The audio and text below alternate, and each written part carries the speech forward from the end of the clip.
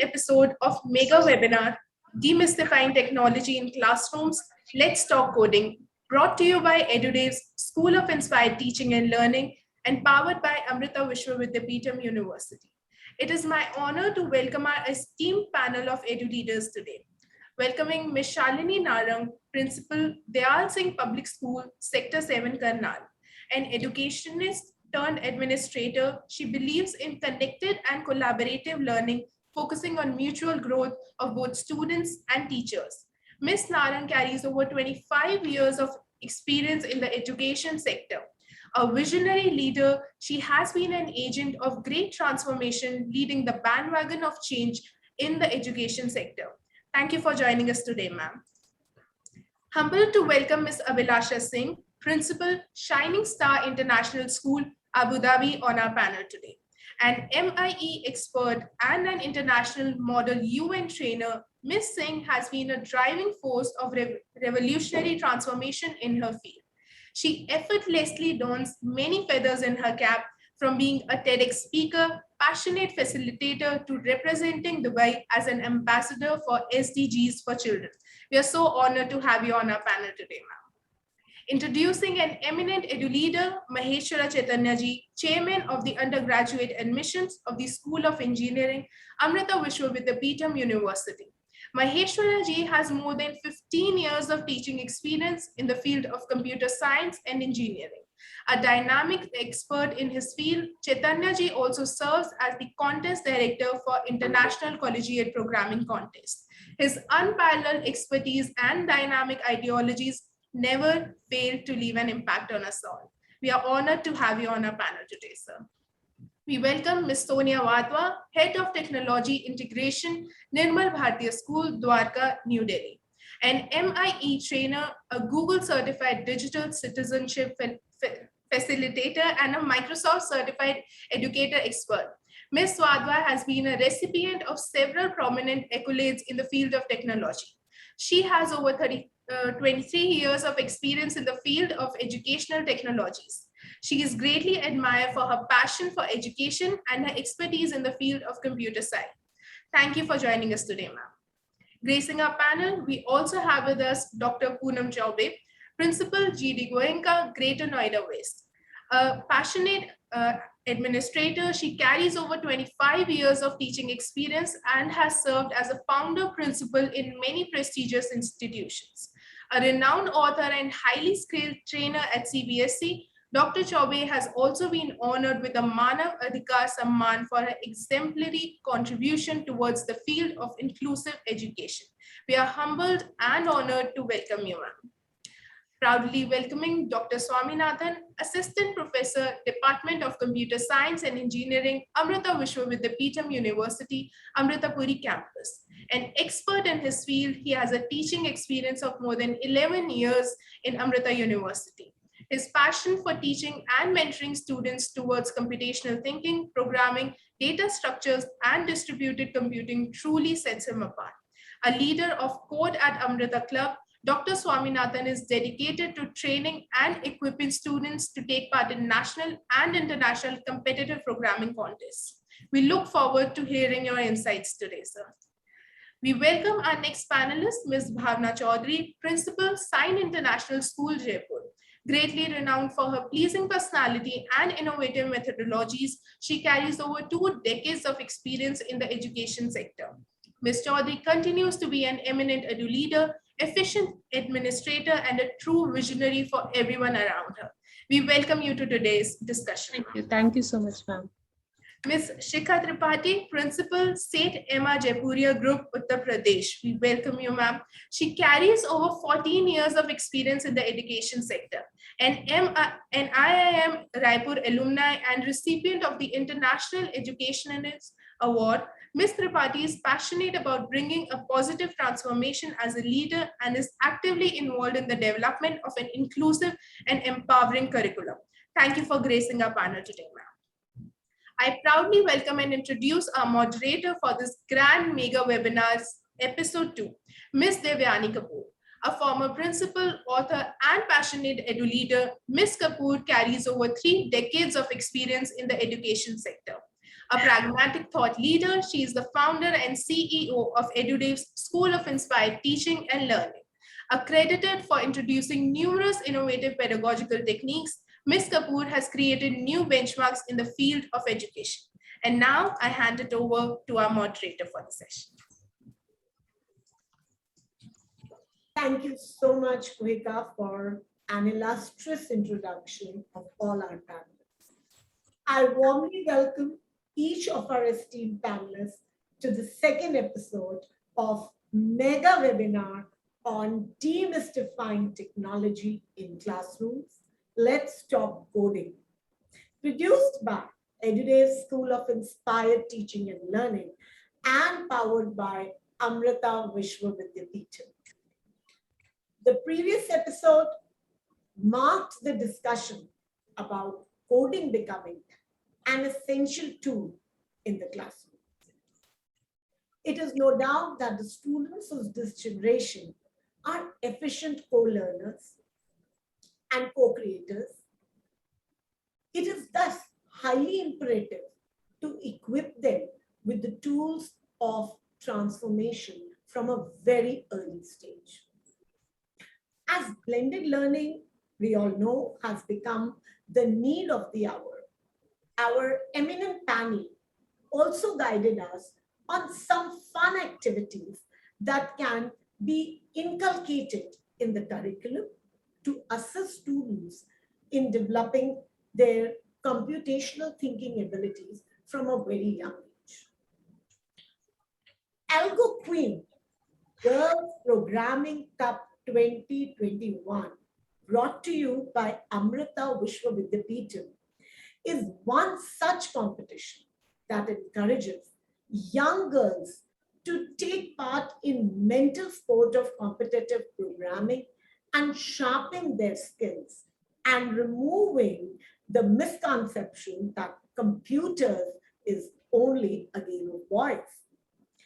Early coding or pre-coding offers children experiences that integrate communication, thinking, and problem solving.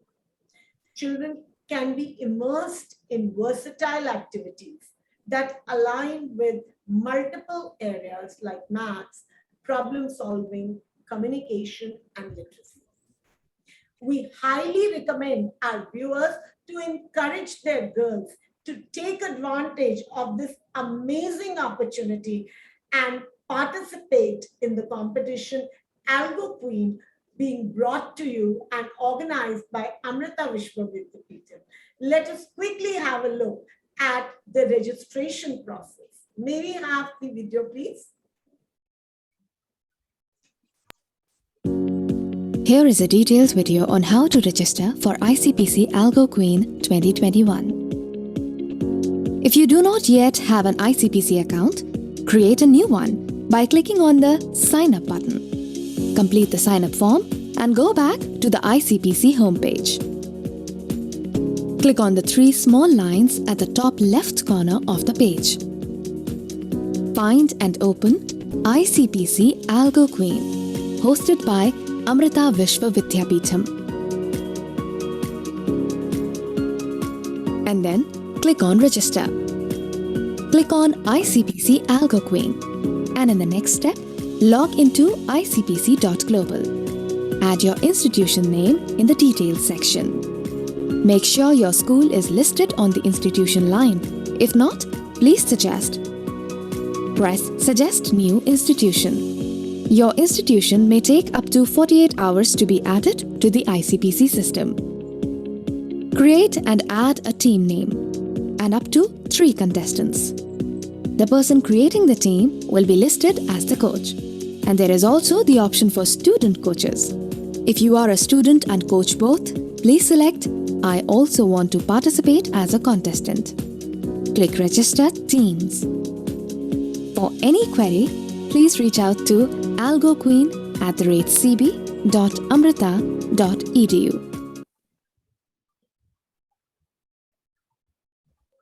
Thank you so much. This gave us great clarity on how to register.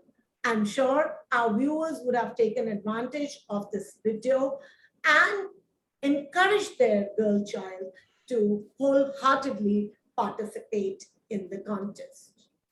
Amrita is also running free web sessions to empower the girls to understand computational thinking and coding under the sessions Codicures. Please reach out to us in case you want a free session on Codicures. Developmentally, early childhood is a life stage characterized by genuine curiosity and a desire for learning. Children want to learn about the natural world and the artificial world, the world of emotions and the world of ideas, the world by themselves and the world by others in the social context. In order for young children to master new knowledge, they need hands-on experiences to construct this knowledge. The national education policy broke away traditional methodologies and systems to provide more holistic learning for the students across the country. One of the prominent reforms announced by NEP is the initiation of classes on coding for students from an early class 6 onwards. Introducing coding and increasing exposure to technology at a young age will go a long way in helping the youth lead the way to a new world of innovation and creativity, and giving children the opportunity to set their own goals and reach new heights, debarred of old teaching systems to pull them down. At a time when every individual is finding a way to stay afloat, an education reform like this will help push students to stand at the forefront and take on the new world that lies ahead of them. I'm sure you would have thoroughly enriched by the previous episode. We discussed quite a few aspects of coding in our first session, its importance, problem solving, coding in the knowledge economy, and coding as a career. However, we only touched the surface yet. And I feel that when we talk about coding, there is so much more to deliberate upon. So now, without further ado, let's begin with the second episode of this mega webinar. Today's session, as always, I will repeat, will have 3 rounds: the ice-breaking round, the specific question round, a specific question to address to each panelist, and our most favorite, the Q&A round. Moving on to the ice-breaking round, according to one popular estimate reported by the World Economic Forum, 65% of the students entering primary education now will work in a job that does not exist. This is something we've been talking about and, going gaga about the statement that we don't even know what kind of jobs will hold in future. However, the biggest influencing parameter supporting this estimate is the technology. Multiple advancements in technology have suddenly stimulated the need for attention we should be paying to school-going students. My question to each one of you is, how can we as educators ensure maximum growth and understanding to prepare the students technologically for a future that we ourselves are not aware of, or probably not competent enough to understand the kinds of jobs that will be created? I'll begin with Shri Chaitanya ji, and we all have 2 minutes to answer this. It's a quick round. There is a lot which lies in store. So please keep your viewpoints and adhere to the 2 minute slot. Yes, Chaitanya ji. So thank you for that introductory offer to start the discussion today. And today's panelists all are vibrant. Myself and Swaminathan, except all others are females. So that itself sets the platform, in fact, because that is the need of the hour. We need more and more girls, school girls, need to take up the technological side, technological front. So let this be the inspiration to all the teachers, all the students, all the parents gathered here. So what is it that we need to embrace now? The first and foremost thing, whatever we have been observing in the past, I should say maybe for 4 or 5 years, is how you manage the data. Data is getting more and more precious these years, and everything, the human life itself, is completely dependent on data. You take the website and you see the vaccination, you see the infection, you see the prediction, everything is data only, nothing else. So the entire life, you go to Amazon, you go to Flipkart, you see only data. So the first thing is to embrace that digital revolution and accept the fact that technology has become the inevitable part of the life. That is one of the important things, because we have been seeing the way in which we have changed. Those people who are not using the online payment systems, they are completely depending on that. Those who never installed Paytm, UPI, such kind of applications, and a common man is completely aware of how to manage online payment, right? So what is it that educators are expected to do? We have to accept the fact that we have to change. That is the first thing. In 2019, end of 2019, we were not aware of Zoom platform. But now we are completely aware, and we know how you analyze a platform to learn, to teach, to evaluate everything. So that is something which is very, very critical and crucial. Embracing the technology and understand how you can change the processes in daily life as well as in academic life, professional life. How can you change? How can you bring in technology? For example, let me tell you a very, very simple example.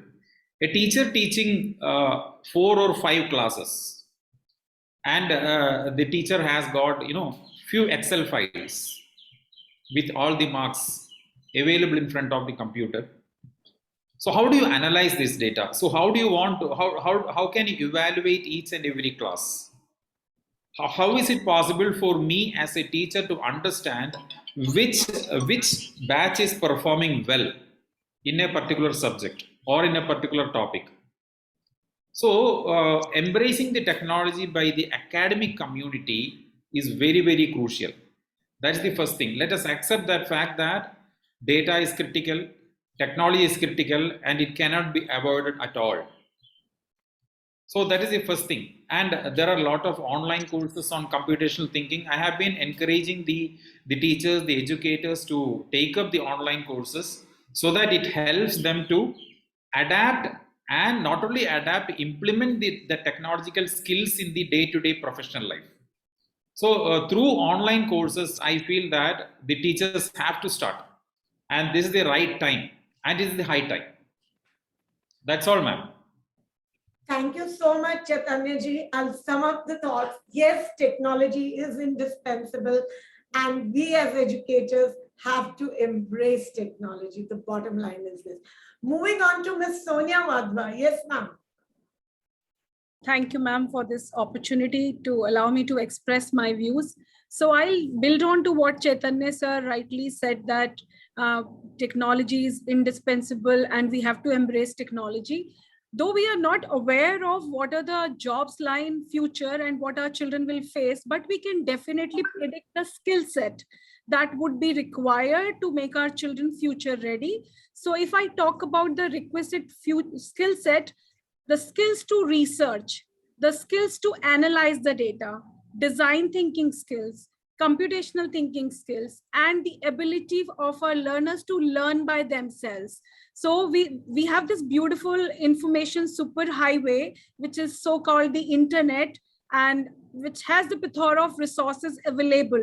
Now, the need of our is to train educators and students to leverage this beautiful, ocean of information in a manner in which they can get what they are expected to. So there are so many things. So we need to train educators to pull out from this ocean of information what is relevant to them and teach those skills to their students as well. We have realized that when we ourselves sit on our phone, so we endlessly, end up doing 10 other things rather than doing what is productive and what is the need of our, or what is required. So one most important skill is doing an effective search or research on internet. So though we cannot predict the jobs, but we can predict the skill set that are required for our children. And if we train them to leverage those skills and make the most of what is available, I think that is the first thing to be done. Secondly, what NEP has recommended, thinking the future jobs like physical computing, artificial intelligence, IoT, data analysis, information and technology, digital citizenship, cyber safety. These are the important, topics or skills that schools need to take in very, very seriously. Some of the schools are still hunting or still debating on, it's a recommendation. Should we start or should we wait till CBSE made it mandatory, or it comes as a mandatory thing? So there is no choice. Computer is no more about computing or a syllabus. It has become the need of our, it's another language that, like we learn English and Hindi. So computer is another language that our children need to understand. There are some keywords there that they should understand naturally. Nobody should, there is no need for kids these days that we tell them how to use a particular app. They know it naturally. They have learned this language, but how to proficient that skill and use it to become future ready, that's, I think, is something we need to ponder on. So whatever recommendation has come up, we as educationists should be open-minded, should not wait for it to be imposed on us. Rather, we should be welcoming all those initiatives. We should be, taking it and starting it as soon as possible in the schools. So second aspect, I will quickly wrap up by saying that we have to first remove the fear of this word coding. So remove that and make it a natural process of step-by-step thinking and getting the solution. And we inculcate this into our pedagogy. So maybe if an English teacher is doing a comic strip writing competition or maybe an activity, and if you prepare your children that way to do a draft, to do a storyboard, write an algorithm for your, comic strip writing rather than directly jumping into dialogues. So I think we can incorporate coding in more than one way, which is just related to computer, and integrate it into all subjects. Then it will come naturally to children. And from there, we can build on to the next level. Great insight. Thank you so much. And I completely resonate that there is this ocean of information, and we all need to be trained how to sift this information. And secondly, each one of us need to understand coding, because that's a language we know all have to use, the 3 bars and the 3 dots. That is something I often want to, now I've become competent that, okay, there are these 3 bars, which does mean something. So these are small. So maybe after some time, like we enter the 3rd language, this will be like the 4th language and the 5th language. So computer, yes, it is a language. Thank you so much. Moving on to Ms. Abhilasha Singh, how are things, at in UAE, and how are you coping up, and how do you visualize this? Yes, ma'am. Thank you so much, Devyani. And a very good afternoon to the August gathering here. My initial thoughts of when Devyani had invited me to speak, to be part of the panel, was like, you speak SDGs to me, you speak MUN to me, I can talk for hours, but coding is something like, this is not my subject. I know, like, we've got robotics in school and it's a standalone subject, but when you have to come as a speaker on a specialized subject like that, so I had my fears. But then I also know that technology is here to stay, we know that, and technology is going to impact design and programming. And like Ms. Wadhwa and Mr. Chaitanya, he said that we have to prepare our children for the 21st, for the years ahead when they will become employable. And we know this is a echoing conversation that echoing thoughts that we have heard on and off, that the jobs will not, I mean, what we are teaching in school at the moment, we are not preparing our students for the future field of employment. So what I mean, jumping to the exact question that has been asked, is that how we are doing this in our school is that we have a standalone subject of robotics, which is from grade 1 to grade 10, and our children thoroughly enjoy it. And so it is not just that it is like, grade 6 onwards that you have to teach this. So coding is it can be as simple as that level to grade 1, where we have seen children working with B-bots, and grade 1 children in groups, and lovely conversation you hear when they do this work. You give them some distance, from the B-bot, they have to program the B-bot in a manner that it is able to travel from position A to position B. And they're able to do that. So we know that our children are very good they're better in technology than us. So why not teach them the way they like to learn best? So that, and then we are using Minecraft in a big way in our school. Minecraft education is a wonderful tool. It's a free education program. It's a free program. And we have incorporated, I have seen teachers doing amazing work in English with Minecraft, in social studies with Minecraft. We participate in climate action project every year. And I have seen my children working with Minecraft to find solutions for SDGs. And one particular one I facilitated was last year with the goals project on goal 10, that is on equality. And I saw girls, my entire team, when they presented, the group sent presentations. I was amazed to see how children had used Minecraft to find solutions to reduced inequality goal number 10. So, this amazing work that is happening around the world with the teachers who are aware, and with the leaders who are initiating this in the school. You can see that unfolding within the culture of the school and beyond. Thank you so much. Moving on to Ms. Shalini Naran, what are your views on the future jobs that we don't even know about? For me, if a student walks into my office and tells me that, ma'am, we were taught in a very different way in the school. We were asked to mug up so many things. We were asked to use tables, algebra, trigonometry. And when I go in a working condition, when I work in an office, I am told that on this desk, on this system, you enter this and you're going to have solution. All my learning fades away. So as an educator, as a school leader, I feel very bad. So that is where we come and think that we should refer to the Gartner chart. I know many of you would have not known about this, and now you will Google and find out, because I also found out about it. This is from where we learn what is the latest trend. What is latest for 5 years, then what is going to change. So learning should never stop. Modern technology is here to be adopted.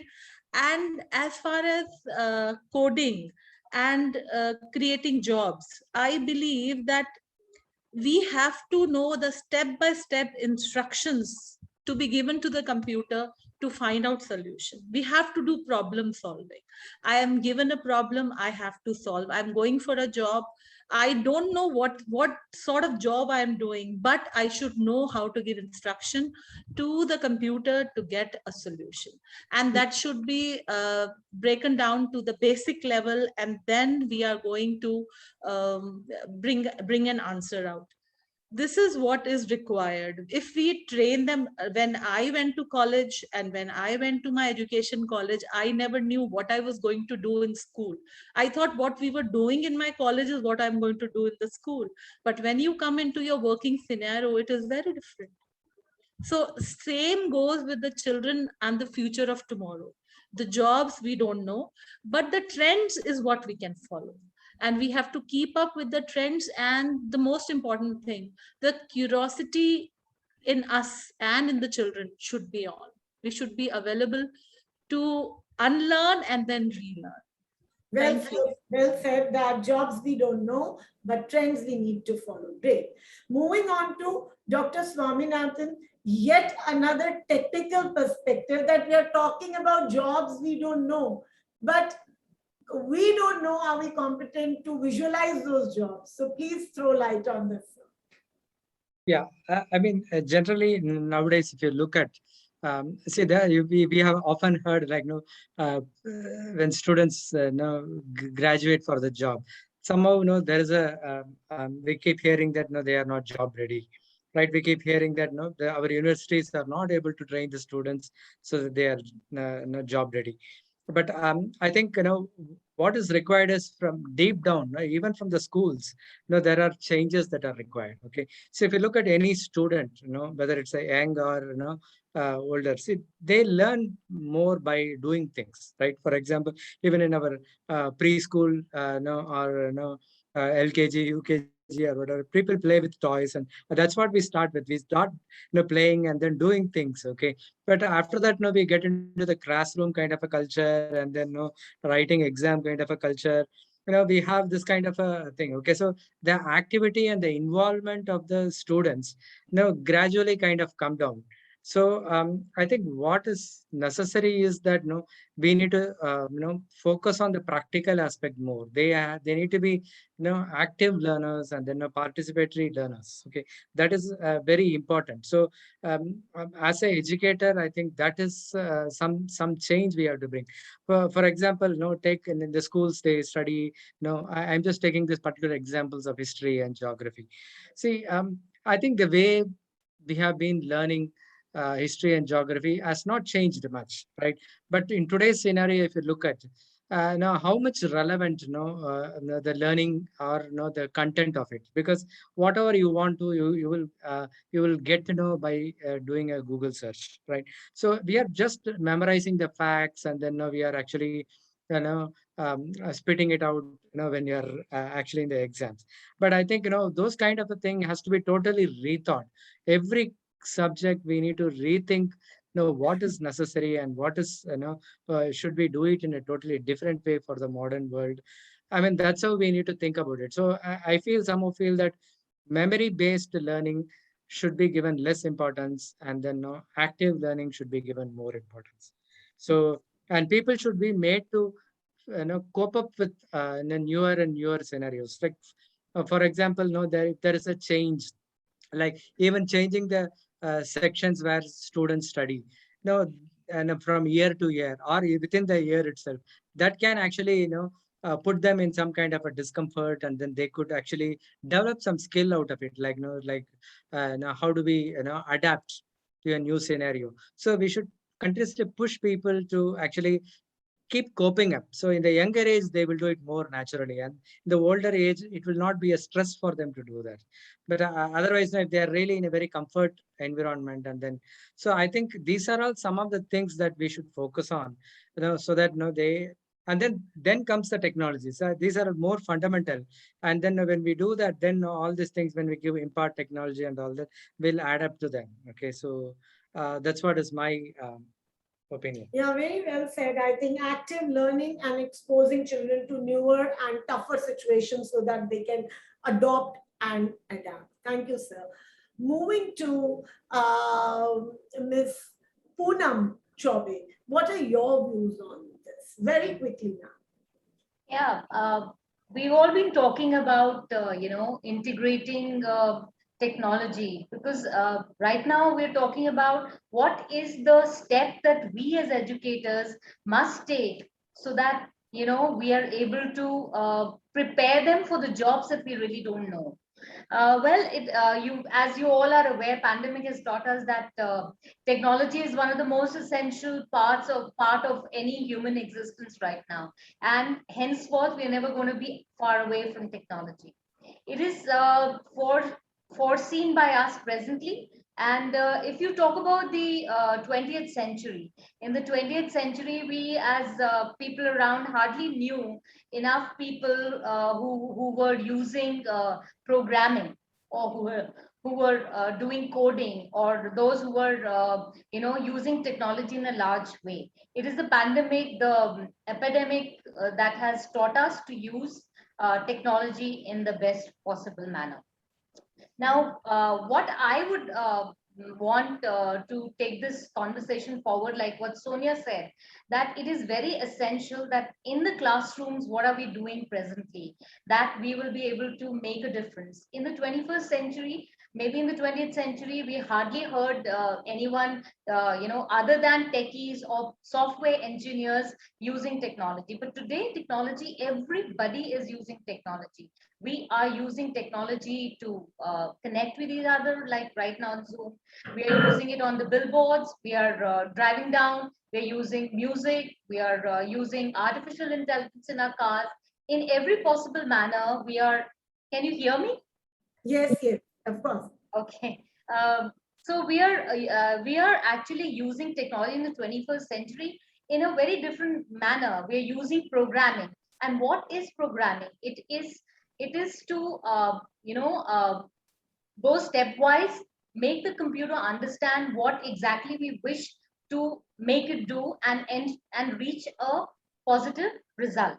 Now, what is coding? Coding is nothing actually to do with only computers. What I feel as an educator is that it's a big hullabaloo that coding, we should teach children coding, but how are you going to teach coding in a classroom situation?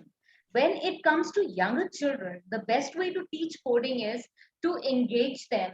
See, 6 years and below is the age when children develop the most. They develop the most in the sense that their social, emotional, physical being. Yes, ma'am. Is something which is being being developed, and if at that time we kind of involve them into what is coding through engaging them in activities which are fun games, like you have activities that UFRIS learning did, like they had this computered floor where they had these objects, and children could actually move on these graphs and learn how to get the right answers. So activities in the classrooms have to be engaged. The children have to be engaged where they do things stepwise. Like you have programs like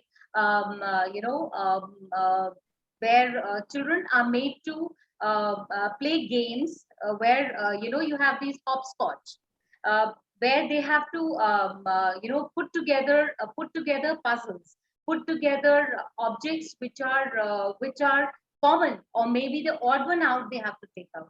So it's very important that in the younger kids we engage them with vocabulary of coding, like algorithms, sequencing, debug, or decomposition. In a child of a class, say a class third or a fourth, when I as a teacher walk into a classroom and teach maths, rather than saying they have to be engaged with coding in a manner where it is being used in a very common way. It is a language like you and I are relating to. It's nothing. Coding is nothing but a sequential process. So if I can teach maths and say, can you decompose this equation? So the very fact that, ma'am, we'll come to this. What you're saying is, we'll come to this once again as moving on to, because this round we thought we'll wind up in 20 minutes, but we are always okay. So what I really want to do, the 2 points that I actually wanted to aim at is that we need to upgrade our teachers. The thing is that we are not using technology in the way it should be. It should be coming with the curriculum. Every day it should be taught. My subject should be taught in some way through technology. And we need to upgrade our teachers on it. That is the first and the foremost thing to think of the 21st century child and the careers. Thank you. Thank you so much. That we need to, technology should come effortlessly to each one of us, and teachers now should not be left behind. Moving on to Ms. Shrika Tripathi.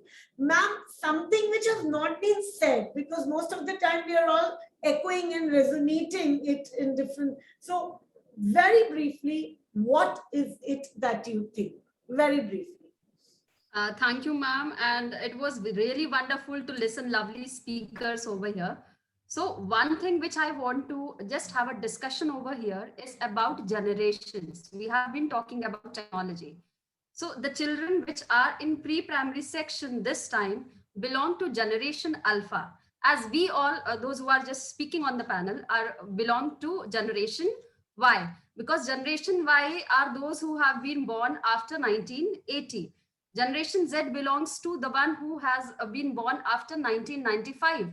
So generation Y is confident, as we all are, and we were not have any touch with the technology before this pandemic, even because we learned a lot in this pandemic. And generation Alpha, which has been born after 2010, which is in pre-primary section in our school. Because being as an administrator, being as an educator, we need to understand what is the need of the children who are in the pre-primary section. So first of all, the only thing is what we need to understand their need, and we need to understand what is all about this generation alpha. So generation alpha is mobile, global, it is digital and social. And to be very clear, they are the most educated generation in history. So generation alpha is going to be the most educated generation. They are tech savvy, and for them social media will be dominant mode of interaction. They do not like sharing economy. So to sum up, this is what they are growing up in digital environment where knowledge is just a click away. So again, now this generation is again marked by new technologies and social networks with a more uncertain future in the face of rapid political and economic change. This is the generation which will prioritize skills over degrees. As if what we are doing, we are prioritizing degrees. So later on, these children are going to prioritize skills. For them, skills are more important. So over the next couple of decades, the job market is likely to undergo some dramatic changes. According to HSBC study, 40% parents are concerned about how technological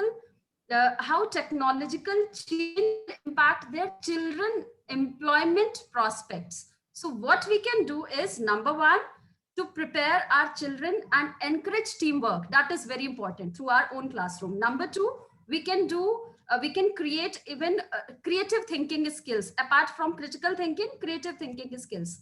Number three is to instill responsibility. That is very important, because later I'm going to talk about how to create human beings. So to instill responsibility. Number four, very important, is to teach about adaptation. See, everything is all about adaptation, how we are good in adapting things, whatever comes in front of us. Very well said, ma'am. Very well said. And yes. Alpha generation is something that you have actually hit the bullseye, that coding is something new for us, but not for the alpha generation. It is we who are making it, giving it a ghost appearance. Moving on very briefly to Dr. Bhavna Chaudhary. Yes, ma'am. Thank you so much. We have a minute to sum everything. Everybody's viewpoints in 1 minute. Yes, ma'am. No issue, ma'am. Ma'am, CBSE already worked on 21st century skills. Okay, and coding is one of them. Coding, like coding की अगर हम बात करें तो coding हमें help कर रहा है हमारे 21st century skills को develop करने में. Coding के जो benefits हैं वो skill developments के लिए हैं, logically thinking है, problem solving है, focus concentration के लिए है, कंस्ट्रक्टिव माइंड के लिए, जो हमारे फ्यूचर के लिए, हमारी कंट्री के लिए बहुत जरूरी है. जॉब्स की हम अभी बात नहीं कर सकते, हमें नहीं पता कि बच्चे क्या करेंगे या हम आगे क्या करेंगे, लेकिन अगर किसी बच्चे के स्किल्स बहुत अच्छे हैं तो वो किसी भी फील्ड में आगे जा सकता है. तो 21 सेंचुरी स्किल्स को देखते हुए कोडिंग बहुत जरूरी है, और सीबीएसई ये काम अभी से नहीं बहुत साल पहले से कर रही है. इस चीज को लाने के लिए उन्होंने ग्रेडिंग सिस्टम लाए, क्योंकि एजुकेशन लाइन में बहुत ज्यादा पेरेंट्स एकेडमिक को फोकस करते थे कि सबके 90% 80% बच्चों के उनको चाहिए, पर्सनालिटी डेवलपमेंट पे कोई भी फोकस नहीं कर रहा था. so that CBSE changed their marking system, उन्होंने grading system को adopt किया. उसके बाद फिर वो art integration लेकर आए, skill subjects लेकर आए. This is one of them कि coding उनका ये एक नया way है जिससे वो 21st century के skills हैं जो डेवलप करने के लिए कोडिंग उनको हेल्प करेगा. बहुत बढ़िया ma'am, thank you so much. As you summed up very rightly that in a nutshell, coding is a 21st century skill, technology is here to stay, and this is alpha generation. Moving to our next question. This question is addressed to Sri Chaitanya ji and Dr. Swaminathan and Ms. Poonam Wadhwa. So coding and data science curriculum are focused on building critical thinking, computational skills, problem solving, creativity, all this we've been talking about, and exposure to new technologies. What are some of the, and do you think some soft skills that students would need in order to succeed at coding? Chaitanya ji, I will begin with you, moving on to Dr. Swaminathan and then Ms. Sonia Wadhwa. Please adhere to the time. Yes, sir. Yes, ma'am. Certainly, yes. So let me come to the question and the concern raised by Dr. Poonam. See, one of the important facts what she clearly told is how do you bring in this coding culture to the classroom? It is very, very critical. It is very, very important because coding is not just developing a software. Those days are gone. Because we will see in the future, what we will see is there will be softwares to develop a software. You know why I am saying this? See, as we go on, we see that there are a lot of cyber threats evolving. So how do you capture all this? So you need a very, very skilled person to understand all this and bring in a kind of a decision-making software or a decision-making platform where the key people can take some decisions. So that is why the point of discussion is how do you bring in that coding culture? It's very important that we have to ensure that the students have very good mathematical skills. The first thing is mathematical skills.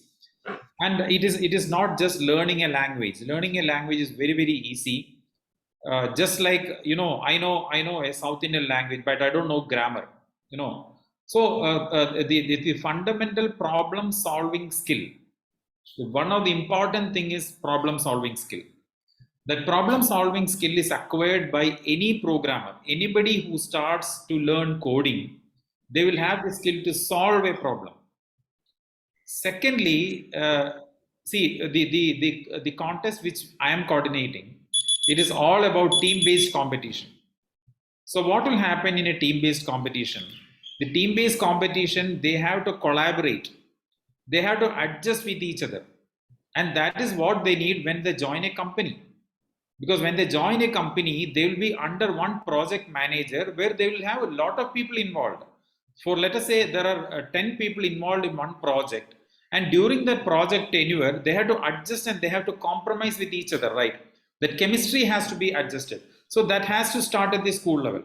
So when the students join a competition as a team, that skill is evolved.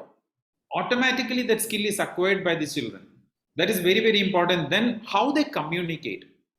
Now that people are not physically meeting or they don't have any avenue to meet physically, they will have to find out the different types of mediums. For example, you start a Telegram channel, you start a WhatsApp group, or you start a mailer group, and you start communicating. See, talking is not writing. Both are totally different. What I wanted to convey by talking, when you bring into email, it totally changes.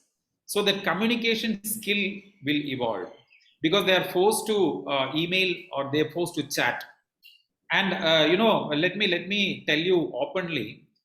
Just 1 week back, that is on the 14th of August, we had that International Collegiate Programming Contest with 12,000 students participating from the entire country, 12,000 college students. And that is the highest ever in the history. I am sitting here in my room, this room. There are 2 people sitting in Bombay, and there are 12 other students as well as the engineers from Google and Microsoft. They are sitting in different locations of the country. We are not talking to each other. We are just chatting. So this entire 5-hour contest, that contest duration, we are communicating via chat. We are not physically meeting. We are not seeing each other. We are only in the chat group. So how you convey crucial things, crucial decisions, the communication is very, very important. So when they adapt to this kind of a situation, automatically they are embracing the technology and they become the real problem solvers of the future. So that helps them to understand, as Sonia ma'am pointed out, the artificial intelligence, and I'm sure that maybe in next 3 or 4 years time, once the 5G is introduced, Internet of Things will emerge, and the AI will be embedded to that. And you will see that the entire automobile industry will embrace this IoT, and the data will be taken to do analysis, prediction, etc. So that will be a superset of what we see now. So you can just have a call taxi at the fingertips. Maybe a couple of years back, maybe 4 or 5 years back, we never expected that such a kind of transportation facility will be available. So to start rightly from the school, it is very important that the coding culture needs to be inculcated or imbibed as part of the curriculum.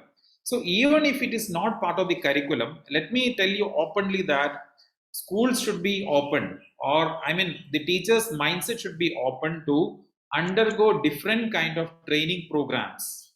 Because see, I'm not saying that all the teachers must be professional in coding. I'm only saying that they should be able to guide, at least the computer science teachers, they should be able to guide the students. See, I have been teaching computer science for maybe 15, 16 years. I don't think I am a complete software developer, but I can try solving a problem, because the coding languages will keep changing, but the problem solving will remain there itself.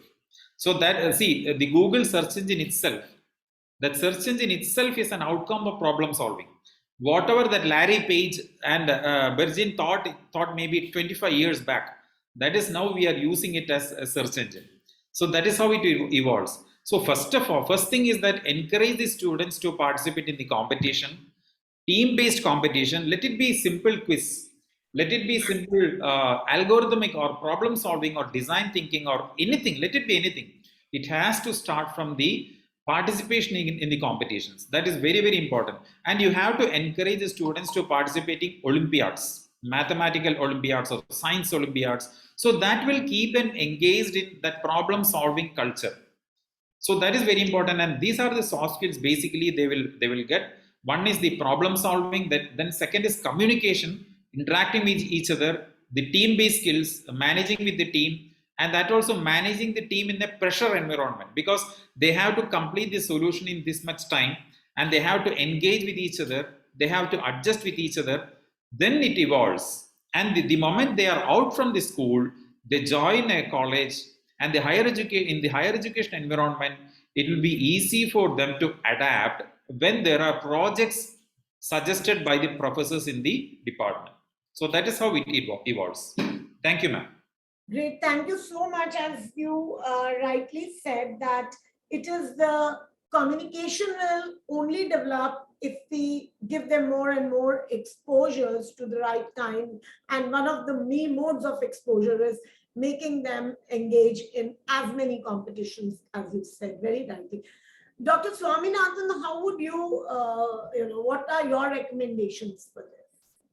Yes, ma'am. Thank you, ma'am. So, because there has been sufficiently, emphasized on problem solving and programming, so I don't want to dwell on that. Maybe I'll go into other things. Yeah. Okay. So, one thing what I've observed is that people who are really great problem solvers are they are happy coders. They enjoy just coding. Okay. They don't really feel that they are not under pressure to code. They actually enjoy coding every moment. Okay, so that is something which I have felt that those people actually, they reap the maximum benefit because they enjoy by coding also, and after coding, and then they get better and they become famous among their peers. And so there is a double benefit for them. Okay, so I would say that enjoying the coding and problem solving is a very important skill to get. The next thing is, when you do problem solving, generally we tend to see, when you feel that the problem is tough, then we feel like giving up. Okay, many of the students I've seen that they feel like giving up. So that's where I think the grit plays a lot of role. There are some people who invariably they will not be cowed down by the problems they face or the difficulty level of the problem. They will just go ahead and then stay with it, and then maybe after few days they may be able to solve, but they will see it through the completion. That is actually a very important soft skill to develop. Okay, and it cannot be developed overnight, and you can use problem solving over a period of time to get that kind of a thing. So that builds a lot of confidence on yourself. And the next thing is, I think they also have to rehearse and practice about expressing their own ideas. For example, I mean, and along with them developing some kind of a sensitivity towards the social environment. Today, if you look at a lot of technologies, they are and finding solutions for common problems that we see around, like let it be assistive devices or medical, or Google Maps, finding the navigation to a particular location. It is all like very intimately connected with social utility. So we have to make them really observant about like what is needed, and then how would they want to solve the problems. Okay, if in this kind of scenario, given that you can do, you are empowered with the technology, how do you go about solving it? Okay, so they should be able to think through themselves, and then come up with the ideas, and then rehearse over it like sequentially. And then so they should treat it as a problem and then an opportunity, and then apply the technology in that. So and they need to ask questions to themselves, like whether what I'm thinking is just a mere fantasy, or really it is practical. How do I or learn with it, to know if there are any gaps, just learn about it, and then then connect the dots, and then these kind of skills are pretty much important. They are not really taught in the schools per se, but no, these are all some of the skills which I feel that they need to know. Okay, they need to learn, and they come with problem solving, as they do it more sincerely and deliberately. So at the end of the day, what is important is that they should enjoy coding, and once they enjoy these kind computational thinking and coding, it automatically hones their skills of resilience and empower them with a lot of grit. Dr. Poonam Chaube, Dr. Poonam Chaube, Chaitanyaji was referring to your viewpoint. What is it that your views are on, what are some of the soft skills that if you could just name the skills very briefly? Well, soft skills, as you know, we talk about 4 C's: critical thinking, creative thinking, problem solving, communication. Communication can also be today as coding, because coding itself is a language. Coding is nothing but a language that a child has to learn. Empathy, a coder must be empathetic.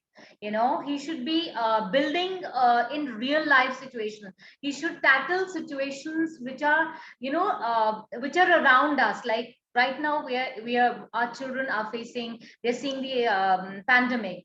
How can they, in their area, we should make them sensitive towards these real problems that are around them and find solutions to it. They should have the courage and the grit to keep at it, because it's what is coding? Coding is nothing but thinking, planning, going stepwise, not going the right way, rethinking, reliving, failing again, rebuilding, and then reaching a result. So grit is something that we need to teach our children, that, failure is not that you are unsuccessful. Failure is a learning process. That is one thing. They have to have the abstract thinking capacity, because everything presently also that we are talking about is that the future, as I was saying, that nearly 26.2 million software engineers are working presently in the market, and we don't know what is it that is in store for us in the coding area or the programming in the future. So it's very essential for us to make children think in an abstract manner, give them problems which have multiple solutions, rather than giving one simple question or a one simple problem to be solved. Because in the present scenario, they have to have resilience. They have to have resilience, that if they are failing, or often coders do they go through debugging. That is, when they fail at arriving at the right solution, they get frustrated. So because it takes a lot of endeavor for a child or a person who's making a program to arrive at the right solution. So Great, very well said. Thank you so much, Dr. and of course, logic is having logical attitude is also very important. Thank you. Absolutely, absolutely. Great logical aptitude, which you only develop through your abilities to, work towards computational thinking, critical thinking, coding. These will definitely. And empathy is also very important. Yes, absolutely. Empathy is something. Moving on to coding for girls. Now, STEM fields desperately needs more girls and women. And statistics prove it. They are half of all tech users and make 85% of the shopping decisions. At the same time, according to research by Accenture, girls who code, the number of women in STEM has decreased since 1990s. My question, how can we encourage this? And my question straight away goes to Chaitanya ji, that were these statistics which encouraged you to design a competition like Algo Girls to, pep them up and motivate them? Because when I was reading and researching on coding, these two things were related. And I thought that probably that is the mindset. Yes, Chaitanya ji. Yes, ma'am. In fact, it was a long time plan. In fact, I started planning in 2019, end of 2019, but unfortunately, I was not able to launch that last year. See, Amrita has been doing this competitive programming. Competitive programming is completely different from a normal software development. See, I'll just tell you an example. You do a like in Facebook. You put a comment in Facebook. And how do Facebook analyze that? How is it possible for the Facebook to show the ads based on your posts? And how do you search a word in a Google document? So all this requires competitive programming. It is highly mathematical. It is not just learning a language and developing a software. No, it is mathematical, it is algorithmic, and it requires very good skill. So we saw that the number of girls who participate in this contest is coming down. It's showing downwards. Whereas we as a developing country, we see a large number of boys coming in, and they go abroad. So what is the way in which we can attract the girls, and that too before they join the college? Because see, joining a college is the students take it as they want to enjoy freedom, because in the school they have all the uniform and things like that, and they come out of the school and they want to enjoy the freedom. So we need to capture their mind before they join the college. And it is very, very important that, because as I don't remember who exactly said, that age is very critical. That age is the time when we can actually nurture their talents and creativity. So it has to happen at the school level. So once they're out from the school, they are engaged in a lot of things. I am not saying that it is bad, because they have co-curricular activities, they have extracurricular activities, and their interests may change. So why don't we instill that kind of a skill at the younger age? So we wanted to have a contest specific for the girls. And I in fact wanted the problems also, the questions also to be prepared by the girls or the female faculty, so that it becomes an inspiration for the next generation. And we have just started, and next year it is going to be international. So this year it's only limited for the students from India, but next year it is going to be international, fully international. And the more we, yes ma'am. Why do you think, of course this is to encourage, but why do you think there has been a downward trend for, I mean, see, again it is a fear complex. There is a fear complex among the girls that they will not be able to compete enough like boys. They will not be able to perform well. That is there. So that has to come out. They have to come out. So why don't we create an opportunity? Why don't we have a platform? And that has to happen at that age. And we are not directly doing the competition. We are running a series of training sessions. Yes. We don't want to, we want to handhold them, make sure that they learn, they are confident enough, they are given enough confidence before they reach the competition. And even if they lose this time, that failure, as rightly pointed by Dr. Poonam, that failure, let them experience the failure. I don't mind, let them experience the failure, but they can come out from it. And we have to create an opportunity for them to come out from it. It is not the just end of the story. So this will continue. It will be a series, because I had a very passion in way back in 2008 that India has to be on the top in this competitive programming, and that is what I said.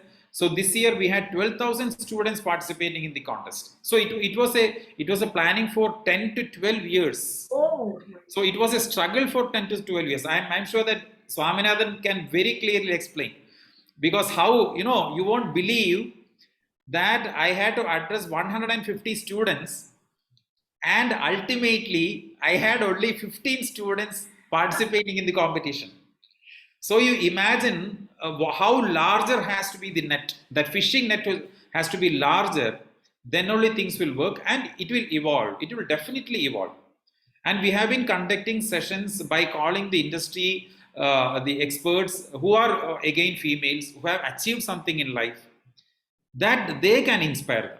It is not just coding, but to bring them out from the fear, we have to have somebody who have achieved in life. Great. They can talk to them, they can inspire. Very well said, but I'm sure our panelists will not agree. Yes, I'm coming to the principals. They will not agree that the mindset has to be changed. But yes, there has been a lot of hard work gone into the conceptualizing this competition. So I'm sure everybody, all the principals should encourage this competition in their schools. But very quickly, I want to take a feedback from all our esteemed principals sitting here as to what Chaitanya ji just said. Counter it. Yes, Shalini ma'am. But only 30 to 40 seconds, not more than that. Yes, Shalini ma'am. I would beg to differ. I am very happy that the opportunity has been put up for the girls. Wow, wonderful.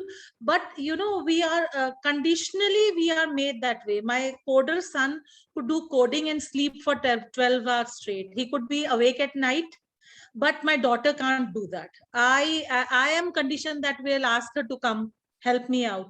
Maybe it's a different scene in my house, but women are seen with the responsibility of children and family. I have many teachers who have given up their competitive jobs, not of fear, but because they have to give more time to family.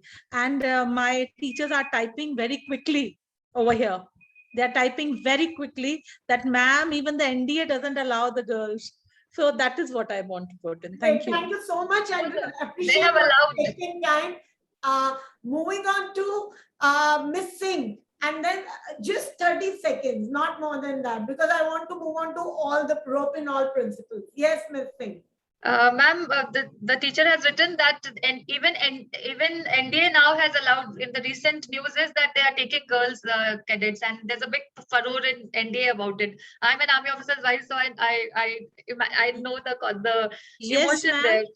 That is very recent and in Yeah. very few numbers. Yes, Very yes, few yes. numbers. No, it will take time. I Yes. see why girls don't code, or why that encouragement, because that conditioning is early on in our, it's a cultural conditioning that has to change.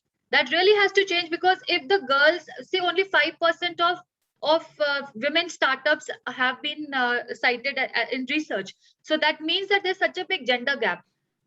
Gender sensitivity. This, Yes. it's a gender sensitivity issue. So even in the school, like, as a culture, we say that okay, boys can do this, and we gender stereotype our programs. So Great, that thank really you. has to Moving change. on to, thank you. Moving on to Dr. Poonam Chaube, only 30 seconds. Yes, ma'am. I think we need to have more websites or posters or kathas of successful ladies who are tech savvy, or people who are doing good, ladies, because I think that will encourage the other girls. Now you look at the person who went, I've forgotten the name, our girl who went up to space, Kalpana. Kalpana Chawla. Yeah, it's important to have role models, I think, and fathers have to encourage girls to take up to become techies, because they only tell their sons that. Great. Thank you, Poonam ma'am. And this gives a lot of thought to Chaitanya ji to plan the next competition for the girls. To Miss Tripathi. Yes, ma'am. Okay, yes, ma'am. I agree with Poonam, ma'am.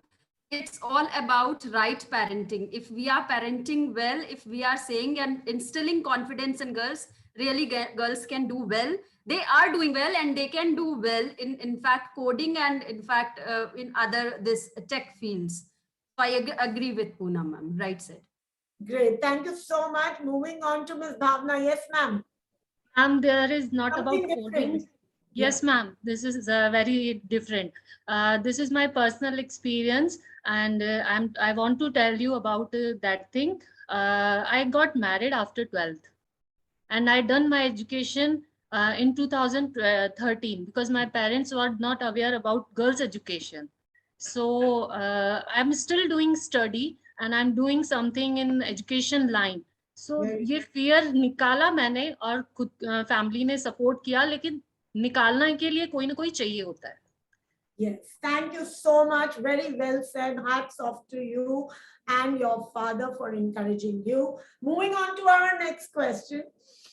Curiosity and the desire to learn are the biggest motivators, yet the financial aspect is one of the main reasons why many of us get up in the morning and go to work. Many careers offer some of the highest salaries, and coding is definitely one of them. As one of our panelists was mentioning, an analysis of 26 million job posting made by a job market analytic firm showed that coding jobs are amongst the highest paying jobs. What is your recommendation to students wishing to code for a high paying career? Chaitanya ji, since you're from an higher ed organization, so would you like to take this question, because the students would want to know that if they pursue coding seriously and if they start learning it from the school level, what is their future? What lies in their future? So let me just continue from what I told in the last, the last question. See, it is my whole point is all about nurturing the students who are passionate to code. I'm not saying that this has to be imposed on students. Never. See, our whole aspect lies on giving opportunities. We need to give them opportunities, so that those who are interested, those who are passionate to learn, they will get an opportunity to learn and see what they can do. That is the first thing. Second thing to your question, see, coding fundamentally is not going to help building some big careers unless otherwise they go deep into it. See, let me explain. Maybe in 2010 or 2011, companies like Infosys, companies like Infosys, TCS, CTS, all these companies used to visit our campus, and they used to recruit 800,000 students just like that. And they were all termed as software engineers, but they may be in testing, they may be in to design user interface, and they never used the students to develop a software. Software was developed by somebody else sitting abroad, and Indian software engineers were expected to support them. But now the scenario has changed. The companies will recruit only if you have a problem solving skill. They will give you a problem and ask you to solve. It is not by writing the code. It is just by writing steps. How you solve it? Let me give you the best example. I always cite this during the principal session. How our teachers managed to conduct the examination last year, CBC examination last year. How the principals managed it. Right from the transportation, arranging the food, arranging the sanitation, arranging the everything. We have never experienced such a kind of situation, and all the teachers, educators, principals became problem solvers without any choice. There is no choice. You have to conduct the examination, because I know my sisters went early in the morning, 6 o'clock, 6:30, to arrange the classrooms, to make sure that the classrooms are arranged. So they became the problem solvers. So it is not by coding, but the thinking has to change. And I'm not saying that all the classes must be towards coding, but if I'm able to teach the students, okay, this is how you can predict a natural calamity. A physics teacher can well explain, okay, this is how the weather is predicted. This is how you can bring in the weather prediction to a mobile phone. So that is all about, what I'm saying is a real-time application can be explained well in the class. And I don't want teachers to be professional software professionals. There is no need. It is just to understand how an app works, how a mobile works, or how you can bring in learning to the computers or technology. And again, I will bring in again Dr. Poonam's comment, empathy. Why I learned this, and what is that that I will utilize? Is it for hacking? Is it for hacking the data, or is it for manipulating the data? That is very, very crucial and critical among the coming generation. So the entire career will depend on how you utilize this skill. And coding will certainly help to improve their problem solving, because now you see the people in the country are not even able to file the IT returns. We saw in the news, right? The finance minister summoning the CEO of Infosys because of some software glitch. And we see that cryptocurrency is evolving, and the way in which we pay will change tomorrow. So how can we bring in that kind of knowledge among the coming generation? These things are very critical. These things are part of our everyday life. It is not, I don't want to become a software engineer to learn all this, but teachers must be aware. Educators must be aware. I think Sonia ma'am has some comment on that. Yeah, thank you, sir. Moving on very quickly to Sonia ma'am, I was in any case wanting to move on to her, that if you could very quickly take this argument, this viewpoint further, Sonia. What sir was saying, that computer science has plethora of careers to offer. It's not only about making money just by learning coding. So there is design thinking, there is somebody can be testing the software, somebody can be designing front end, back end. So it's a whole team that work. So in my school, what we have tried to develop as a culture, that every subject has subject societies, and there is a project-based learning. The concept of project-based learning. So subject societies towards the end of the year produce some concrete project. So every subject society will have group of children, and we tell those children to take software development life cycle into perspective. So a very subtle model of software development life cycle is given to students. So whatever problem you have, you first analyze the problem. Is it worth solving? Maybe you are thinking that we will build up a website to solve this problem, but that can just be solved by making a Facebook page. There is no need of that much investment. So first analyze the problem, then do feasibility study. How feasible is your solution in terms of cost, in terms of accessibility, in terms of end users availability, ease of solution. Once you have done that, then coding is the last step of building that. So coding comes as a last part in the software development life cycle. You analyze, you do feasibility study, you collect the data, you design algorithm, you make a plan on paper, get approval, and then start to code. So that's what we tell all subject societies, that your product at the end has to be a digital product. So you have to either make a website or make an app to present it or do something. But when we make teams, so there is somebody in the team who is given the task of content management. There is somebody who is given in the team the task of data collection and analysis. There is somebody who would look after the financial part of the project. And maybe two children are just given the technology part, who the teacher would know that they are good coders or problem solvers. So when the entire team comes up together, this is a prototyping of real life industry. So we are utilizing everybody's skill. We are empowering everyone in the process. But then we tell children, maybe these two are only coding for your project. But when the viva comes up, everybody should be able to answer the judges that what happened in the entire development of application. So those two people will explain everything to the remaining people also, those who have done the content management or have made the presentation for the project, that this is how we coded. This is where we took the decision. So that model of software development life cycle, if it is converted into a very easy language and taken into project-based learning in the school, then I think most of the skills will be developed naturally as a part of school education. And that can be done in any subject, not computers. Very well said, Sonia ma'am. And I'm sure our viewers would be clear by now that just by learning coding will not fetch you a heavy package. It's your problem solving ability that will take you far. Now, my next question is addressed to all the principals.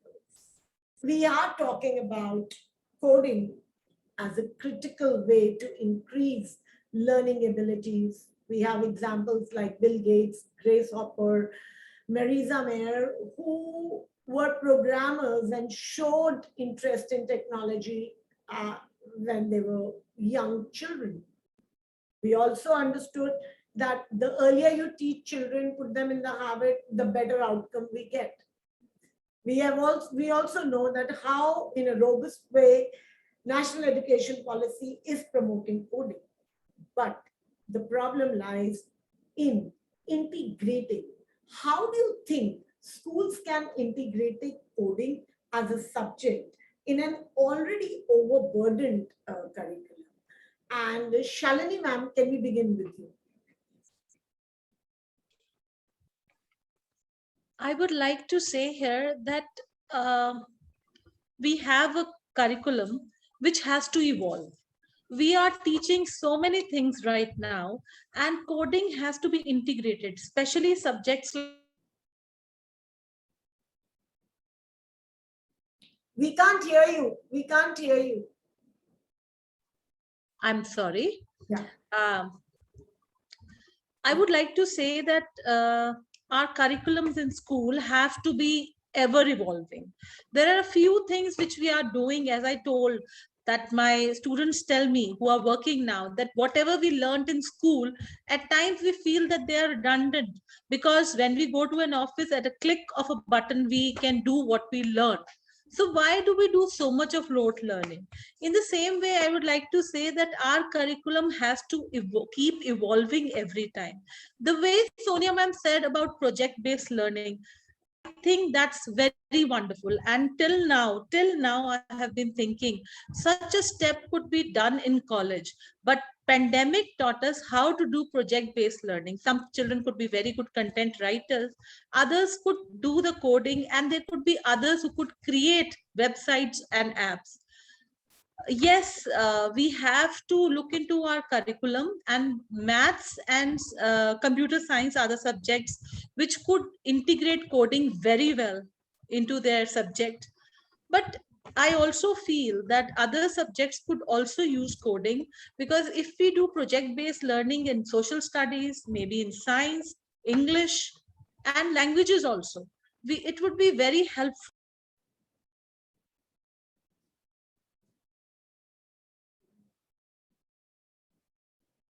We've lost ma'am's voice. Am I the one who's not being able to hear? No. I am sorry. I'm back. The idea is that the way we are going on, the way we are moving ahead, I believe that the chalk talk is already gone. We have lost it. And the way we are teaching, we could give children tasks to do. We don't want to read something. We could make them do the problem solving on their own, whether it could be mathematics or it could be geography.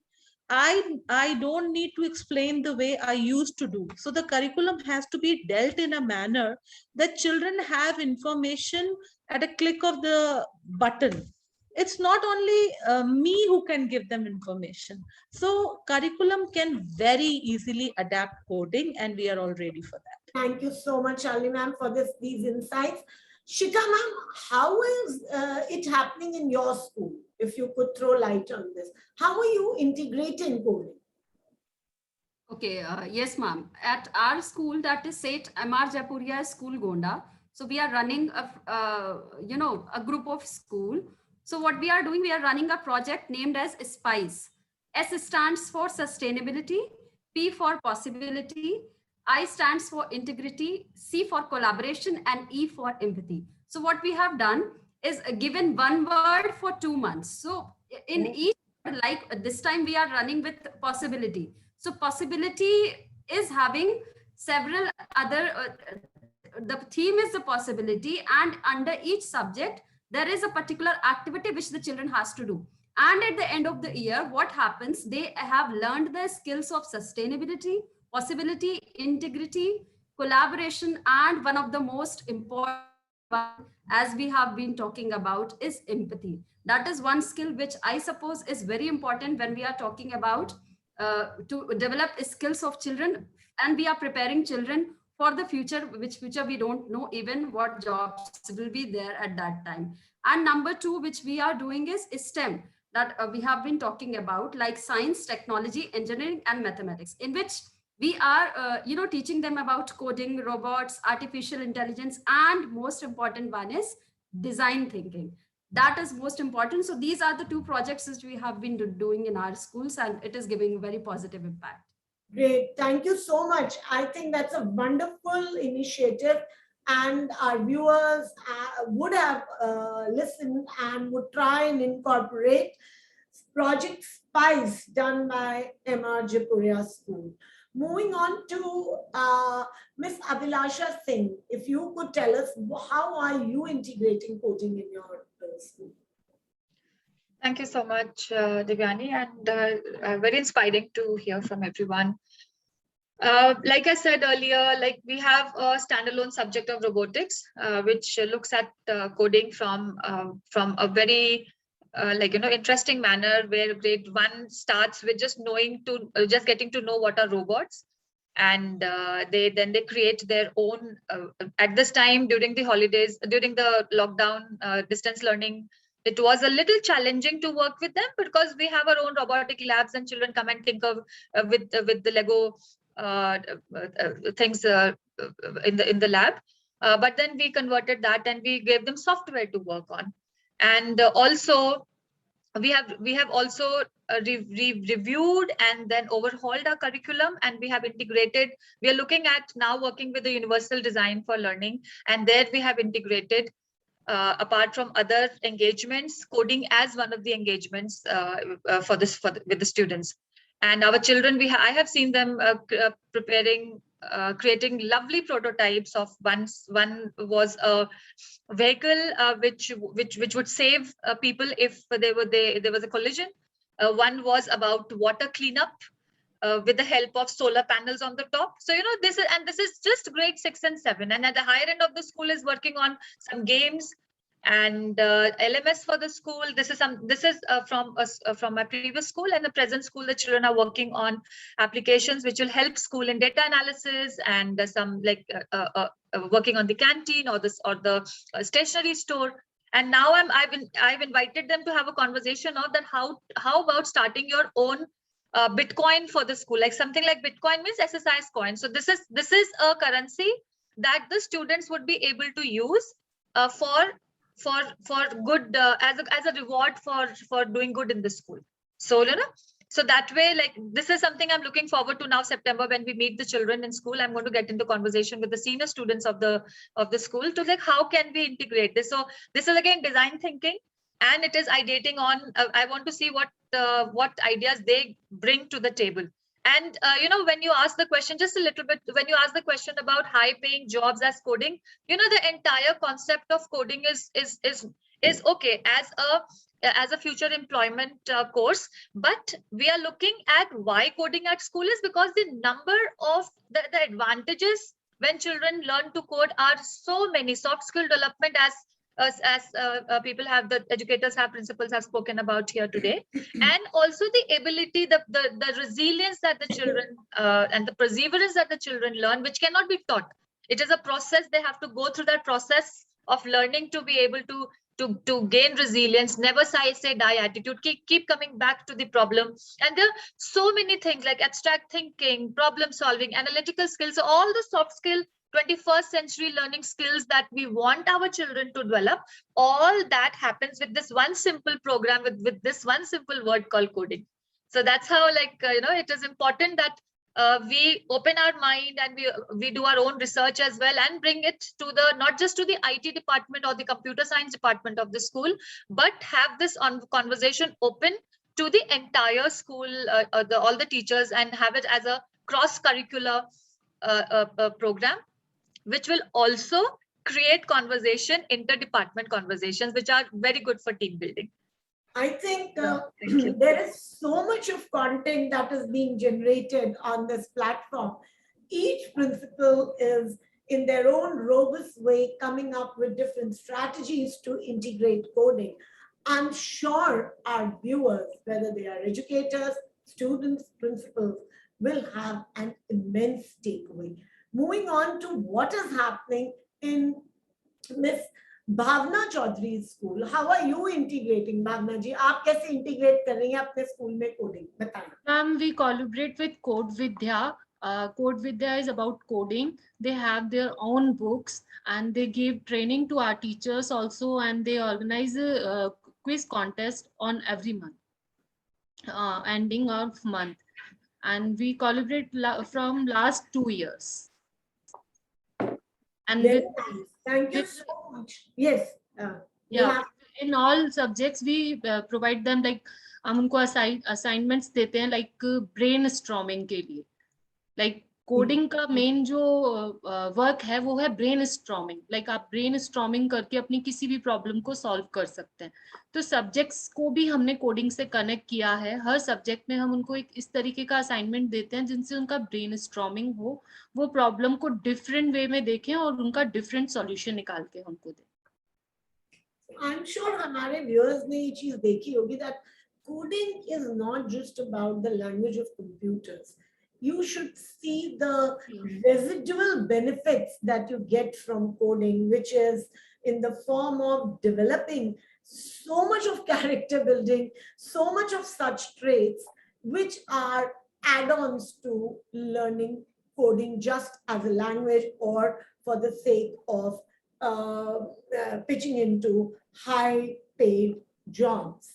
So moving on to our next question, which again is something very related to starting from schools and moving on to higher ed, which is about generating curiosity. We've been talking about problem solving. We've been talking about developing various kinds of traits, grit, resilience, adapting. Curiosity is something which again is related to, coding. So exposing students at K-12 level to advanced technology is a way of preparing them to adapt to future. Coding helps inculcate a habit of curiosity as we are talking. So, what according to you is the role of the school or society in enabling technology-induced curiosity? And here I would like to begin with Dr. Swaminathan and then move on to the principals. Yes, sir. Yeah, okay. See, if you take the curiosity aspect, I think for any kind of a learning or knowledge, teacher is the central thing, at least in the school environment. Even at least in the college, people would actually divulge, and then probably they will seek their own knowledge. As far as school is concerned, there is a clear set curriculum, and everybody focuses on the curriculum, and I think teacher is the most important person. So I think the more than the teacher as a knowledge giver, teacher as a motivator and as the inspirer is actually an important role. Any teacher should be doing that. So see, I think there are few things which always people can do to generate some curiosity. Okay, because I have tried something myself, while teaching, especially during this online mode and all that, because we don't know whether the student is dozing there or he is really listening or whatever. Okay, so. So some of the things that I used to do is make some obvious mistakes when while explaining some concept. So at least people will be, once they find a mistake, they will be ready to jump in, and then they will. So at least I know that they are now alive and kicking. So that is something.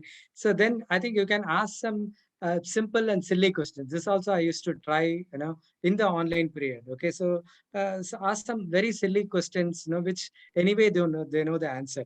So because they know the answer, they want to say it, and then you can see so many people answering simultaneously at the same time, and there is something, and there is some energy which comes in, and then they automatically, after some time, they say that I like this course better because it's very lively and all that.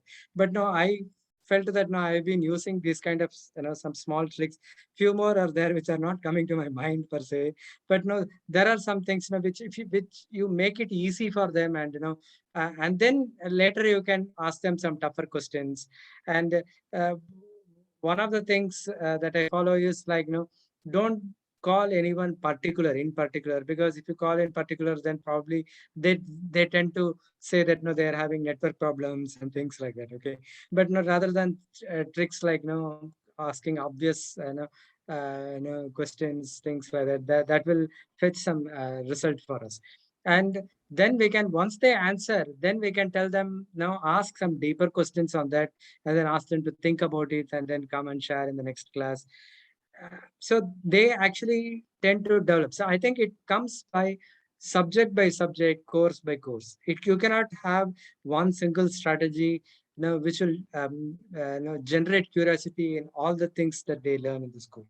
So I think each teacher, depending upon the courses they take or the subject they handle, and what are unique to that particular subject, they need to come up with some simple tricks, and then to get some kind of a and like now, if you see that if there are some people who are not answering, make even simpler question and ask some people, name that person, they will be able to answer. So I think these kind of things can sort of help. Okay, so especially in the online classes. Thank you so much, because you have given us some great ideas. Moving on to Ms. Shalini Naran. I mean, coding and curiosity. We are talking here, coding generates, but how do you, when you look at the students, is it necessary that all students would be curious? Would it towards coding, or coding would make? As a principal, I would want you to tell us that how could this, and is curiosity can be induced to a particular aspect, or it's self-motivated? Yes. Ma'am, all the learning is based on curiosity. Unless and until my learner is curious, I cannot make him learn. So as a teacher, as an educator, I have to make them interested to discover more.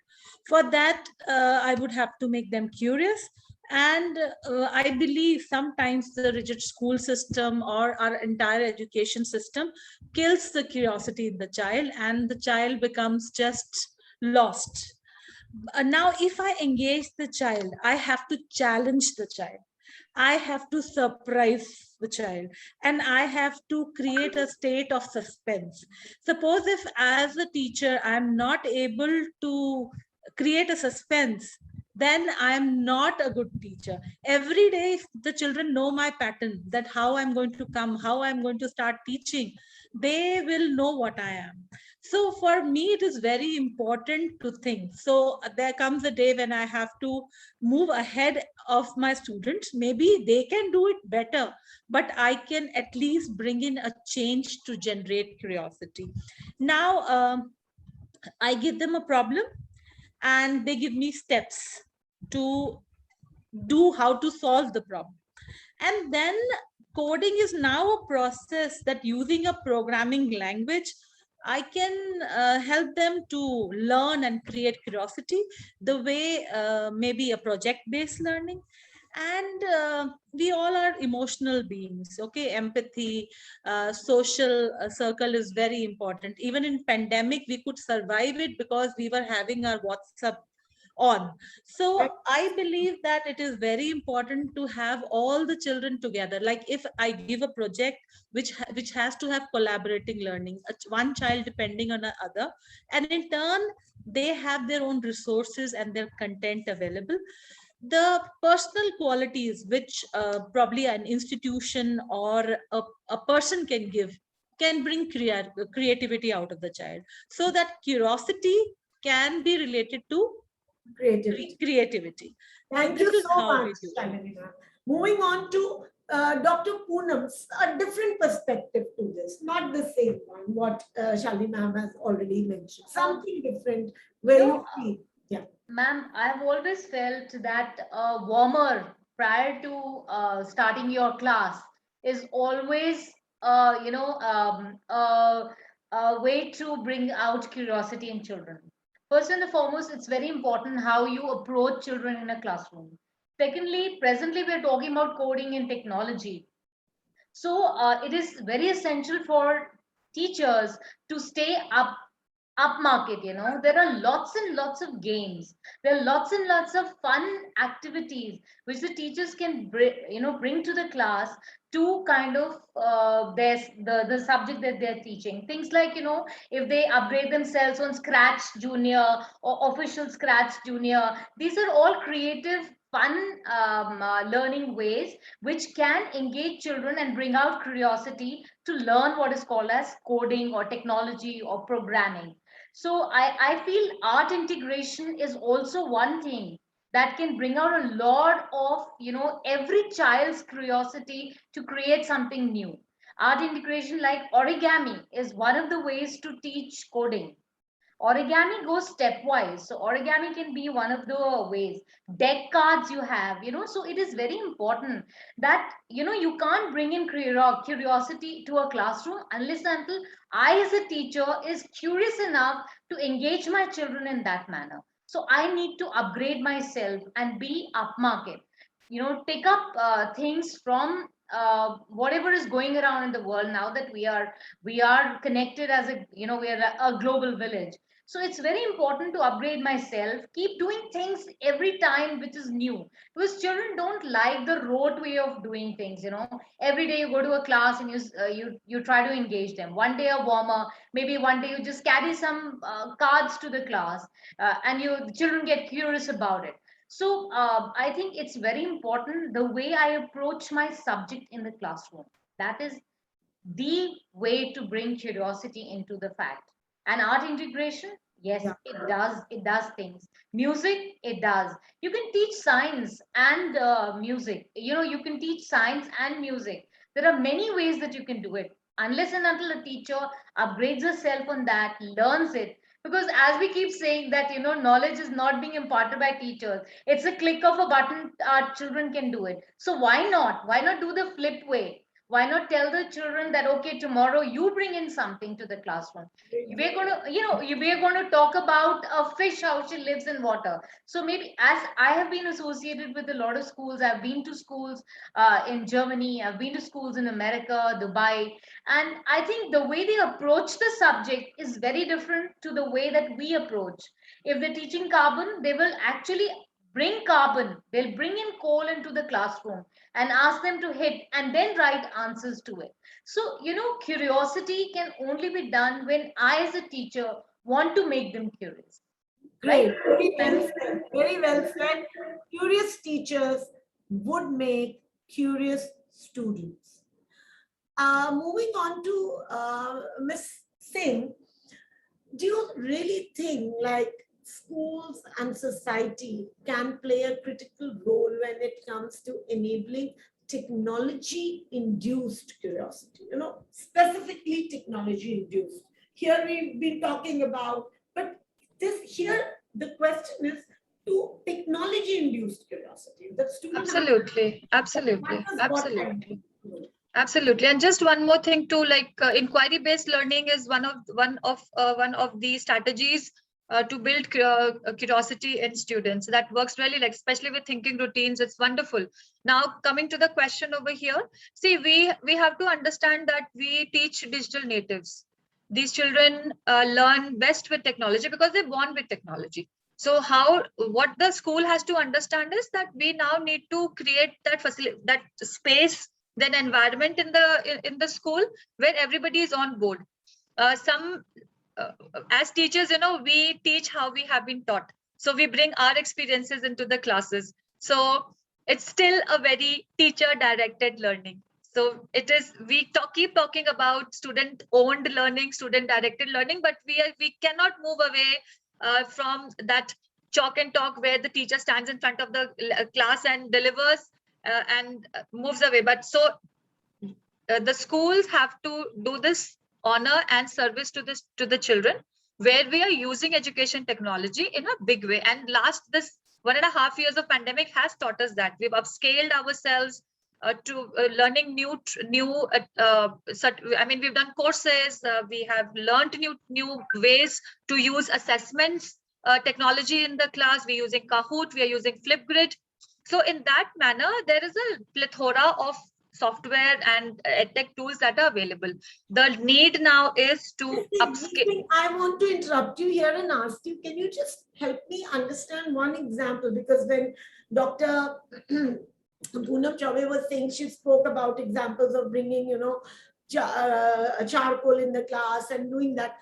Anyone, that kind of an example which our viewers can get a good takeaway, where there is enabling technology-induced curiosity. I mean, where a teacher would have used technology and so very simple about coding.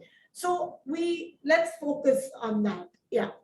So particularly to coding, I would suggest that one very good software or a program to use is Minecraft. I have seen wonderful things happening in the class in the lessons with Minecraft, and I've seen children doing amazing work with Minecraft.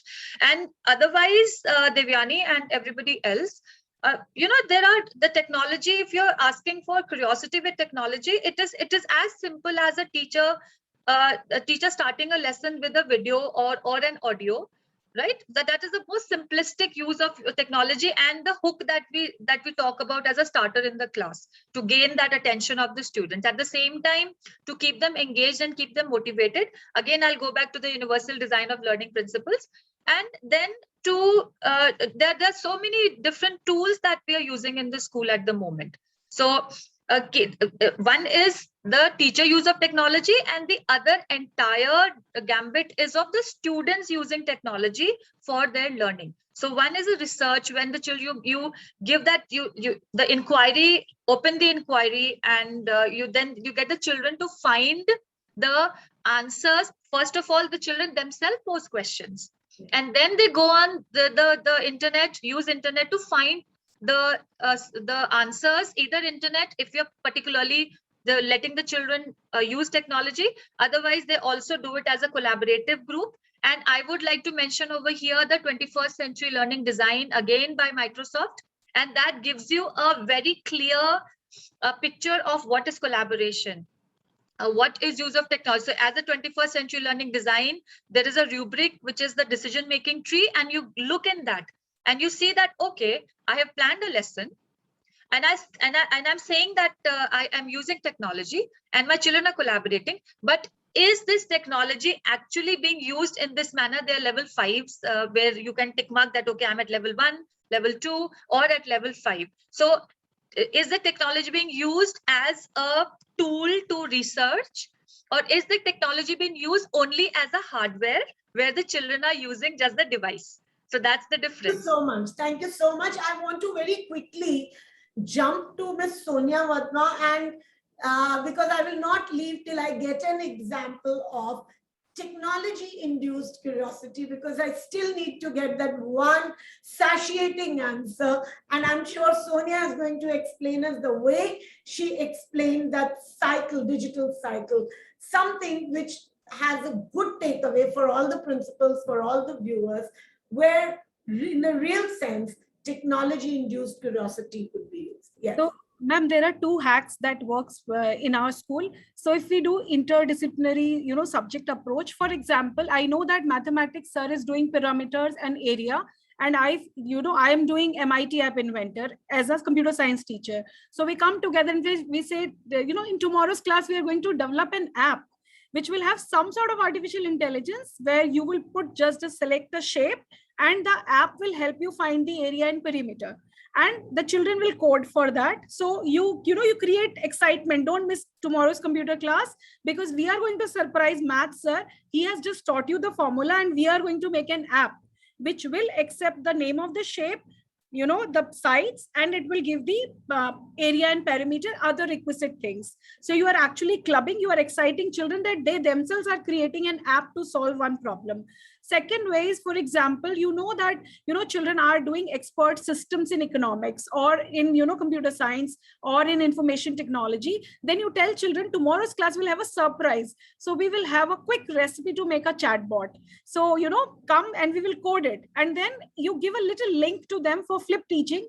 If you want to make most of it, come see this little video, and then you'll be able to pick up fast. And there will be reward points for those who will come ready with their chatbots to the class. So there is everything available on the internet. And I feel as an educator, my time should go in planning and in finding those resources rather than, just making my own resources. So I have to curate what is available out of the best. So there are 10 handouts which are available, which tell you in 5 minutes how to make a chatbot. But as a teacher, I have to pick up right resource and give it to my children, watch this little tutorial, come prepared in the tomorrow's class, and we all will make it together. Those who can, they can, come and show there in the first 5 minutes if you have already developed. For others, we will do it in the class. So these are little opportunities which we can create. And second, as you said, curiosity with technology. It's not always that teacher has to prepare a Kahoot quiz. Tell the children, we are done with the topic now. I'm dividing the topic into 4 classes. Team A will make Kahoot on module 1. Team B will make on module 2. Team 3 will do. So that the teams to whom you have given the responsibility to make Kahoot of 20 questions for rest of the class, they will better research and come up with challenging question. I can bet even teachers will not make that quality questions. What children are going to do. Yes, Same so will true, so make true. forms. Forms, form is a quick way to do summative assessment. Why do always teachers have to make forms? You tell children that, you design a form which has artificial intelligence. So you give this child a little idea that if the learner answers the first question wrong, it should have branching to another section of the form where he should go down to the basics and then start the quiz again. If the person is giving right answer, do branching to the next session where he goes to the high level question. So you give this idea to children, they will make, wonderful forms to help every kind of learner in their class. And one little hack before I stop talking. So we have this system of moving together. So you have a level 1 form designed. So until unless every child in the class has not achieved the level, we don't go to the next level of form. So if there are 10 children, those who have not done the first level and they are excited about second level, so some peer learning will happen. We said that if you want to has to move together, help your friend. So there is a buddy system. You help your buddy. Once everybody has completed task 1, then only task 2 will be revealed. So it's peer group moving together, and the tasks are, so there is little coding which is being done on the platform. Once all the submission happen for level 1, then only the level 2 is revealed. So children actually start helping their peers that what is your difficulty with your level 1 task? Let me help you. So that we all can get level, task 2 displayed for us. And then there is a time factor. So the child who completes all the level quickly will be the winner, or maybe that group will be the winner. So the children, those who are super excited, they want to be winner because they want to finish it in less time. In that process, they want more tasks to be revealed, and they would help their peers to complete previous level so that the next level is open for them. So these are little hacks which can be used in the classroom. Thank you so much. Moving on to Ms. Shikha Tripathi. How does MR Jaipuriya school deal with this kind of curiosity? How does your school deal with it? I'm sure Sonia has given us so many hints on how to develop it, but still, what is it that as a principal you kind of nurture? Okay, yes, ma'am. As we all know that technologies can be a powerful tool for transforming learning. So what we need to do is we need to change the way we educate children. So the one question that is arised is what? One question is what? How does a parent ensure that their kids become resilient, creative, and collaborative? That education should start at home or at early age. So it is also important to change the way we talk to our kids, like what we are asking to our kids, what you will become when you will grow, or when you will grow up. So instead of that, we can ask a question that what problem you're going to solve when you will grow. So instead of asking their dream, instead of asking what they will do, what they will become, what problem they are going to solve when they will grow up. So in future, people want to work in a job which is more satisfactory and which is more meaningful, and what they are excited about. As I have already told that this is about generation alpha, and we are talking about curiosity. So already generation alpha is born in digital era, and they are, in fact, they are curious to learn about technology. They are attracted towards the technology. Only what the way we need to do, what we are doing at our schools is we are providing platform, we are providing those areas where they can give products, give results towards their curiosity, and then we are training our teachers also in that very mode. One very important thing is what, apart from those analytical skills, as we are departing in mathematics also, we are supposed to tell them the importance of human skills. That is important. So schools are acting as in laboratories, or you can say incubators, where we train them for exploration. We are creating human beings. So schools are rather laboratories to create human beings, and they are the incubators of exploration and innovation. So we as an educators, we as an administrators need to set our vision for creating learning experience to meet the need of these young generation, to meet the need of these alpha generation. So this is important, because once we will understand what the need is of alpha generation, then only we can understand what they will do in the coming time, or when they are future ready or not. Thank you so much. And I think this round was a happy blend, an amalgamation of all the philosophy with values to generate curiosity by the principals. And then we had inputs from Dr. Swaminathan and Ms. Sonia Vadva, who gave us a kind of a technical back-end support. So it was a wonderful, question where the kind of content that was generated was exceptional. I mean, that is exactly what I was looking at, a blend, because principals were feeding us with all the philosophy. We come to the last section and our most favorite section, which is the Q&A round. And I can see an overwhelming response by our viewers and attendees. And these are questions addressed to our panelists. And I begin with the first question is by Miss Mitali Bhattacharya, who is from Career Wings, Kolkata. How can coding help slow learners? And this question is addressed to Miss Sonia Vadva. So, ma'am, I repeat the question if I heard it correct. How can coding help slow learners? That was the question? Yes. So, ma'am, there is no one fixed strategy. Actually, here you have to see, since the child is a slow learner, so don't make it as a generalized thing. I would suggest in such a case, pick up something like Minecraft. Because if the child is, we have to identify what is the strength of the child. So if definitely, let's say child is slow learner, weak with mathematics in the first place. So we should not choose a platform which require those skills which the child is lacking. So the teacher can start definitely with Minecraft because it's a gaming platform and it gives you opportunity to design and create. So once the child will create something on that platform and gets encouragement, positive motivation from the teacher, then we can use code blocks in Minecraft to shift him to coding. And once he will use those code blocks in Minecraft because he's already confident with, playing in Minecraft, then you are diverting his attention and energy from non-academic to academic part. And once he has achieved something with coding in mathematics in Minecraft using code blocks, you can then take his skills back to academic subjects and help him gain confidence over there. Then maths teachers can say, oh, you have made such a nice building in Minecraft by using repeaters and loops. Why can't you, use this particular scale 2 times, 3 times to measure this dimension? So then maybe, that talk can be initiated to link the connection between coding and actual mathematical logic.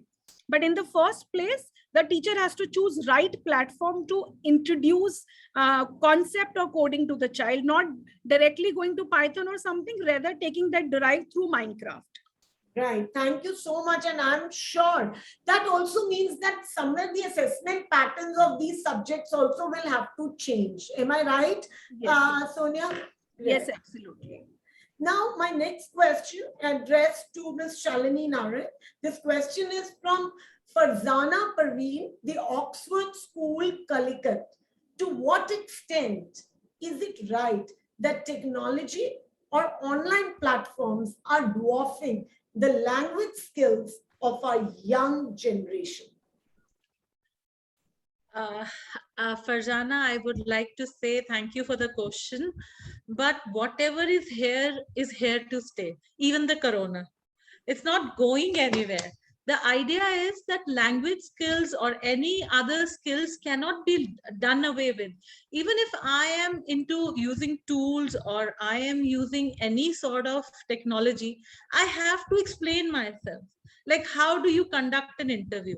We are doing online classes. If we have to do assessments, I'm a language teacher. I have to see the assessment of my child. I have to see that the child speaks. If it is not offline, then it is online.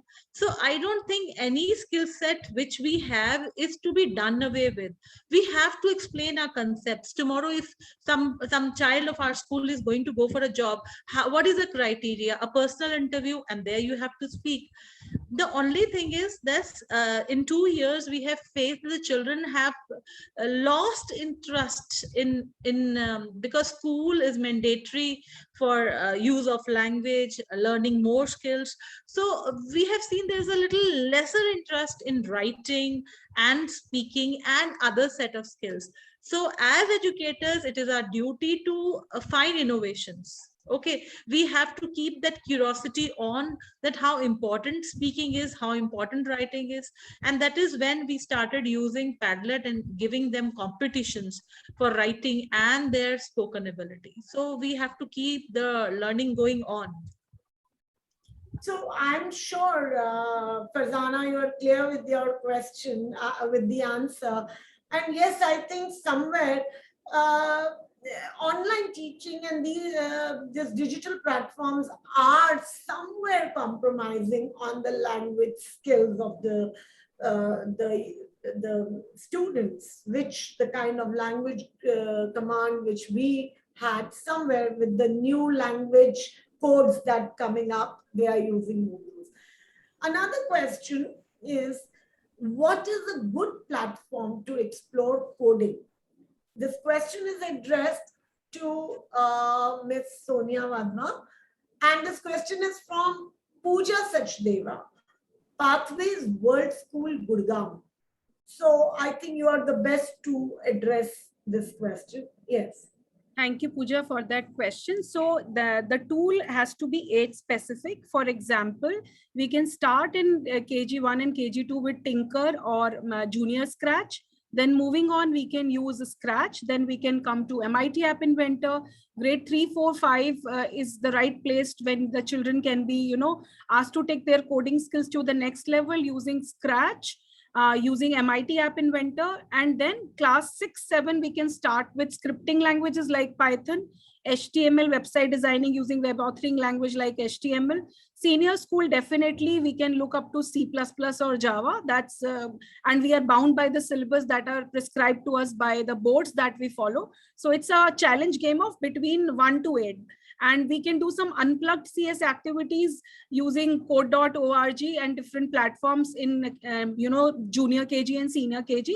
But definitely, as I said, 4 or 5 platforms like Tinker, Junior Scratch, Actual Scratch Software, MIT App Inventor, code.org, Code Monkey. We have multiple platforms like this, which can be leveraged to introduce coding or to start the journey of coding at each level.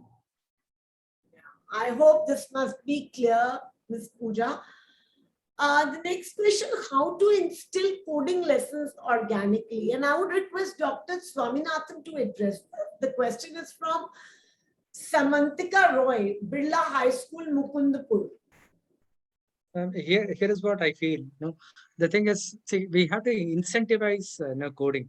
In schools, if you look at, it's coding is learned always as a vocational skill. See, it's not like it is going to matter for them if they do well in coding or computer science. Then but no, if they don't do well in math or physics or chemistry, they have their engineering seat is at stake, right? So I think they, because of the lack of the incentive or the lack of adequate recognition, because of which people maybe they are not so much inclined to take up the coding.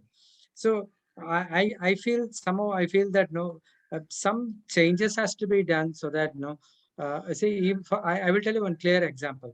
See, there are in Amrita we have one student, and he is doing his electrical engineering, and he said that in his school he was so much focused on coding. He really loved coding, and then he was doing whole lot of problem solving and all that, and his profile was very good. If you take in a competitive programming websites, if you take, his profile was really very good, and unfortunately his PCM marks were not matching. So because of which he was not able to get computer science, engineering and computer science. He was not able to, because he was very good at computer science. It apparently became like that. Okay. So I somehow feel that now our system has also needs to change so that this is actually counted, their computer science or coding skills, whatever they gain, it actually counts for them directly. Okay. And it's not like some kind of a, extra thing that they learn, but they should be able to. For example, I somehow felt that suppose somebody wants to join engineering in computer science or doing anything to do with computer science, maybe their C need not be chemistry, it can be computer science. Okay, so for maybe for rest of the other engineerings or whatever, C can be really chemistry because you may require that. But as far as BTech in or B in computer science and engineering, you should not be your skill on computer science or your marks on computer science should matter. Okay, so I think some amount of importance in directly in our curriculum or is really very important, to actually do that.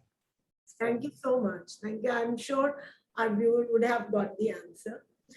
There is this question which I would like to address to Dr. Poonam. What are the question is from Ms. Karishma Devi, Public School, Delhi.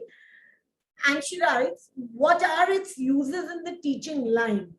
I'm sure she means what are the uses of coding in teaching line? Coding itself is a futuristic language, like communication. When you have to teach phonetics to children, we teach them through process. It's the same thing. Coding itself is a language of the future, and each one of us who are acquainted with it would know that it is stepwise. What is programming? Programming is a stepwise instructions given to a computer to execute the idea and get to a result. And that particular programming, those steps are actually put into codes, and those codes are actually languages which are specifically for the computer to understand.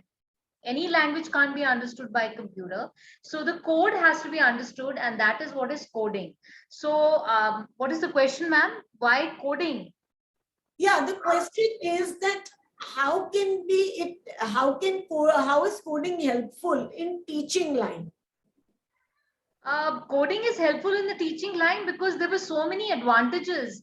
Problem solving, as we have been discussing, there are ample number. It brings in empathy. It makes them problem solving, critical thinking, communication, teamwork, enjoyment, having fun to arrive at a result. Learning that if you're not able to arrive at a result, you rethink and reconstruct and arrive at it. And there are a lot of advantages that you give to a child when you teach coding. Yeah, and I think you're very right. And as an educator as well, teaching is such a dynamic profession that unless you yourself have those problem solving, communication, thinking skills,